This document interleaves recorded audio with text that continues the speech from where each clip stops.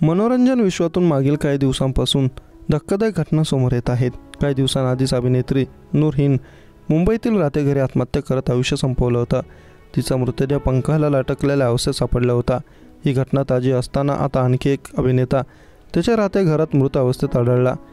बुधवारी 12 जून रोजी अभिनेत्याच्या मृत्यूची माहिती समोर आली। अभिनेत्याच्या जवळचा मित्र घरी पोहोचला असता त्याला ही धक्कादायक माहिती कळाली। प्रदीप विजयन असं मृत अभिनेत्याचं नाव आहे। हा साऊथ अभिनेता असून थेगिडी आणि है सिनामिका सारख्या हिट सिनेमात त्यानं काम केलं आहे। विनोदी अभिनेता म्हणून त्याला ओळखलं जात होतं। 12 जून रोजी चेन्नईतील पलवक्कम येथील शंकरपुरम फर्स्ट स्ट्रीट येथील घरात तो मृत अवस्थेत आढळला। मृत्यूच्या आधी श्वास घेण्याचा त्रास होत असून चक्कर येत असल्याने त्याला सांगितलं होता। अभिनेता प्रदीप हा अविवाहित होता। चेन्नईत एकटाच राहत होता। 2 दिवसांपासून तो कोणाच्याही संपर्कात नव्हता। त्याचा मित्र प्रभाकरन त्याला बराच वेळा फोन करत होता, पण त्यानं फोन उचलला नाही म्हणून तो त्याच्या घरी गेला।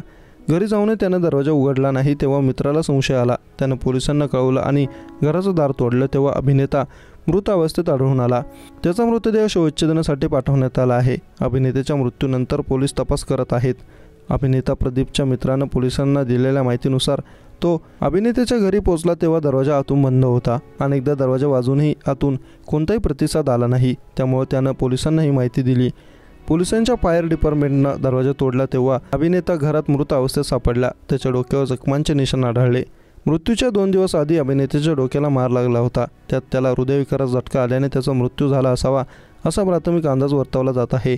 पोलीस अभिनेत्याच्या मृत्यूचं कारण शोधत आहे। पोस्टमॉर्टम रिपोर्टनंतर याची माहिती समोर येईल।